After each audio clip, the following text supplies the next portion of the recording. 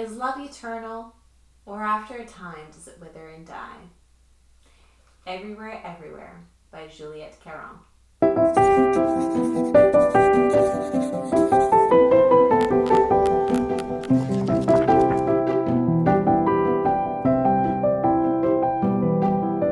Hello everyone, welcome to Pen to Paper. I am Leah, and today I have a special single book video review for Everywhere, Everywhere by Juliette Caron.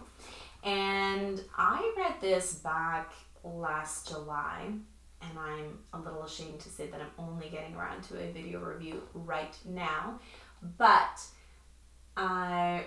it's never too late to share a book that you love, and I really, really love this. I gave it 5 stars. It's got all the elements of a gothic romance that I love. Now, interestingly enough, it almost doesn't, okay, I should say it this way. It reads like it's from 1968, which is the year that it's written in, the year that it's set in, but it almost doesn't, because the two love interests, Charlotte and Lucian, are so mature for their age and grapple with very heavy subjects of life and love and the mysteries of death, but which is endearing to me even more. I love good, thoughtful characters, and so let me tell you a little bit about them. We have Charlotte and Lucian. Now, they fell in love 2 years ago. This begins 2 years before the present, like where most of the book is set. And they were writing letters to each other, and they fell madly in love with one another. But all of a sudden, the letter writing stopped on Lucian's part. And 2 years later, Charlotte decides that she's going to go across the country to seek him out, to see if she can find her love, to see if he even still loves her, because she's clearly still in love with him and wants to be with him, and is wondering about the mystery of why he just let go of complete communication with her. And so she goes, and she comes to this old mining town called, what is it called now? Windfall, Colorado. And it definitely has, I find it, the setting as a character in itself, it definitely has that kind of like old, it's not a ghost town, but it is definitely old town feeling. And supposedly there's ghosts around, and she's staying in a haunted hotel, and so there's that question of, is it really haunted? Is it not? Is it just some, folk tale that the townspeople like to tell? But she goes to Windfall and finds out that Lucian is this recluse. He never leaves his mansion, this beautiful Gothic Victorian mansion, my kind of place, my kind of guy.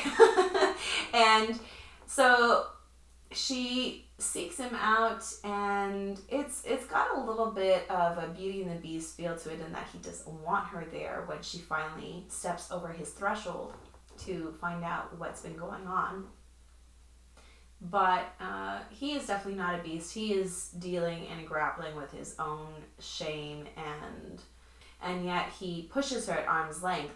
And so the reader goes deeper and deeper into the mystery of why is he acting the way he is. I loved this. It wasn't complicated. It was a simple story, but not simply written.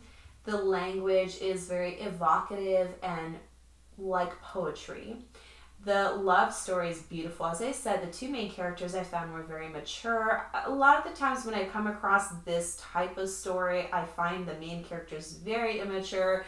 They don't know what they want emotionally. They're kind of all over the place, but these two I was rooting for right away. And what else? There's ghosts, or the possibility of ghosts in this story. It's kind of got this, as you can tell from the beautiful cover, this wintry, eerie feel to it. There's a masquerade ball, so if you're into that, it's perfect. And